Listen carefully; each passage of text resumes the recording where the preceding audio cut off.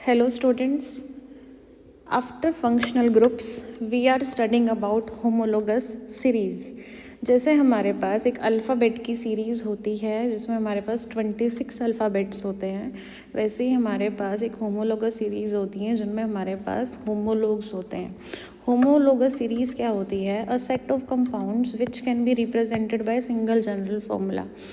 एक कुछ set of compounds होते हैं जिनको हम सिंगल जनरल फार्मूला से रिप्रेजेंट कर सकते हैं। जैसे एल्केन्स के बारे में, एल्केन्स का जनरल फार्मूला होता है CnH2n+2। यहाँ पर n की वैल्यू इक्वल टू 1 और ग्रेटर देन 1 हो सकती है।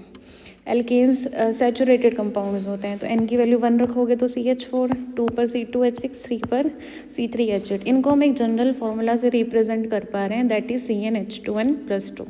एल्कीन्स का फॉर्मूला होता है CnH2n। ये अनसेचुरेटेड कंपाउंड्स होते हैं।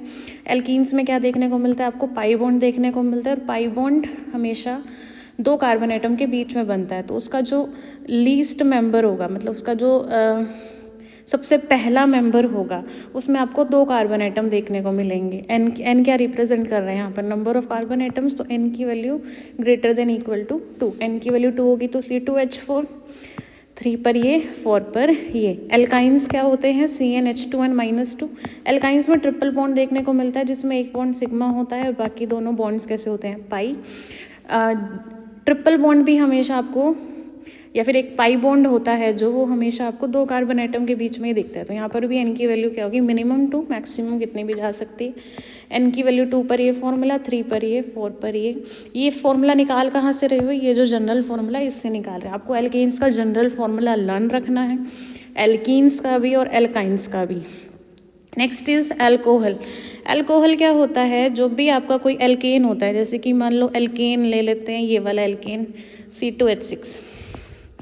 कोई भी एल्केन है उसमें आप एक हाइड्रोजन को रिप्लेस करके OH लगा दो। एल्केन का जनरल फॉर्मूला क्या था? CnH2n+2। तो आपने एक हाइड्रोजन को रिप्लेस किया तो क्या बन गया? 2n+1, और साथ में क्या लगा दिया? OH। यहाँ पर मिनिमम n की वैल्यू 1 हो सकती है। 1 रखने पर, n की वैल्यू 1 रखने पर CH3OH, इसको हम लोग मिथेनॉल भी बोलते हैं। n इज इक्वल टू 2 रखने पर ही इसको हम लोग इथेनॉल या फिर अल्कोहल भी बोलते हैं, जो कमर्शियल सेलिंग होती है। अल्कोहल इसी को बोला जाता है, इथेनॉल को। n इज इक्वल टू 3 ये हो जाता है, ठीक है। नेक्स्ट आता है properties of any homologous series. ये समझना इंपॉर्टेंट है, क्योंकि अगर हम ये नहीं समझेंगे तो हमारी होमोलोगस सीरीज़ के बारे में हमने जो भी पढ़ा वो आधा अधूरा है।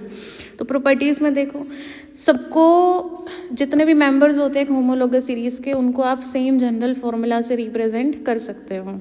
एडजेसेंट मेंबर का मतलब होता है साथ के साथ वाले मेंबर। साथ के साथ वाले मेंबर्स को एडजेसेंट होमोलोग्स बोला जाता है। होमोलोगस सीरीज़ के मेंबर्स को होमोलोग्स बोलते हैं, तो एडजेसेंट मेंबर्स को एडजेसेंट होमोलोग्स बोलते हैं। 2 एडजेसेंट होमोलोग्स डिफर बाय CH2।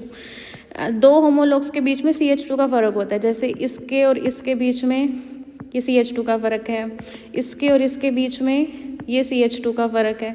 तो 2 adjacent होमोलोग्स differ by CH2। CH2 का अगर आप मास निकालो, कार्बन का कितना होता है? 12U। एक हाइड्रोजन का क्या होता है? 1U। तो 2 हाइड्रोजन का 2U, नेट 14U। U क्या होता है यहाँ पर? यूनिफाइड मास। ये हम लोग किस में पढ़ते होते हैं? यूनिफाइड मास के बारे में हम कहाँ पर पढ़ते हैं?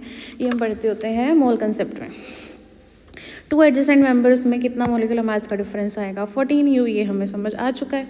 होमोलोग्स must have same functional group. इतना इंपॉर्टेंट क्राइटेरिया है ना ये। Homologues must have same functional group, उनमें सेम फंक्शनल ग्रुप होना बहुत ज़रूरी है। Homologues have same chemical properties but different physical properties. Homologues की केमिकल प्रॉपर्टीज सेम होती हैं, क्योंकि केमिकल प्रॉपर्टीज़ के लिए कौन रिस्पॉन्सिबल होता है? Functional group. और होमोलोगस सीरीज में फंक्शनल ग्रुप तो सेम होता है।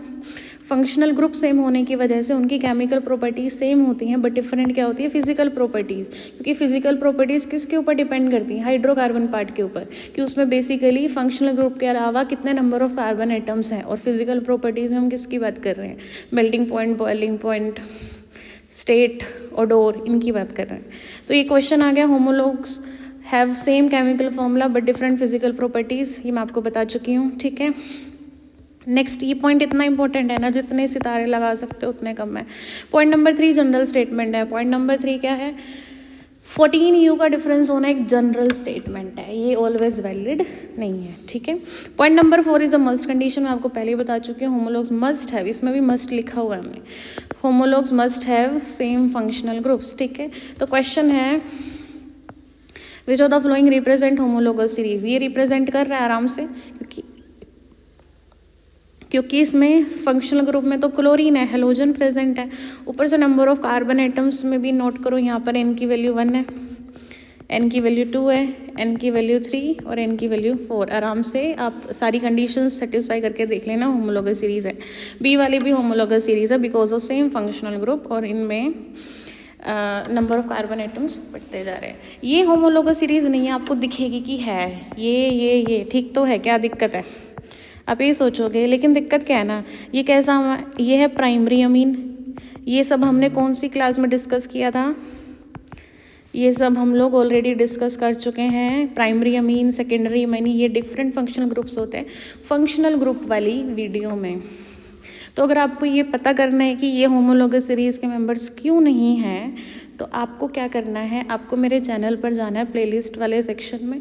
प्लेलिस्ट वाले सेक्शन में आपको एक प्लेलिस्ट मिलेगी बेसिक्स ऑफ ऑर्गेनिक केमिस्ट्री, उसमें जो है एक लेक्चर है, लास्ट में मिलेगा आपको functional group and it's trick to learn. उसमें आपको आराम से पता चल जाएगा कि प्राइमरी अमीन और सेकेंडरी अमीन होते क्या हैं और ये सेम फंक्शनल ग्रुप क्यों नहीं है, ठीक है। उसके बाद क्या ये होमोलोगस सीरीज़ है, डी वाली नहीं है, क्यों नहीं है ये होमोलोगस सीरीज़ है। हमें ऐसे लगता है कि इनमें कितने का डिफरेंस आ रहा है, इसमें CH2 का डिफरेंस नहीं आ रहा है, इनमें हमें CF2 का डिफरेंस देखने को मिल रहा है। लेकिन मैंने बताया था कि पॉइंट नंबर 3 जो होता है ना, point number 3 is a general statement, point number 3 is a general statement, it is not always valid. ये एक जनरल मतलब ऑब्जर्वेशन है कि ऐसा होता है 90% केसेस में, बट बाकी 10% केसेस में ऐसा नहीं होता। मस्ट कंडीशन फुलफिल हो रही है ना, मस्ट कंडीशन क्या है, सेम फॉर्मूला होना चाहिए, सेम जनरल फार्मूला होना चाहिए। जनरल फार्मूला आप इसका आराम से बना पाओगे, इसका क्या जनरल फार्मूला बना पाओगे आप, CnF2n+1 Cl, आप ये फॉर्मूला आराम से बना पाओगे। इसका फंक्शनल ग्रुप सेम होना चाहिए और इसका जनरल फार्मूला से भी डिफाइन कर पा रहे हो, ठीक है। तो 14U वाली 14 यूनिफाइड मास वाली कंडीशन ऑलवेज वैलिड नहीं है।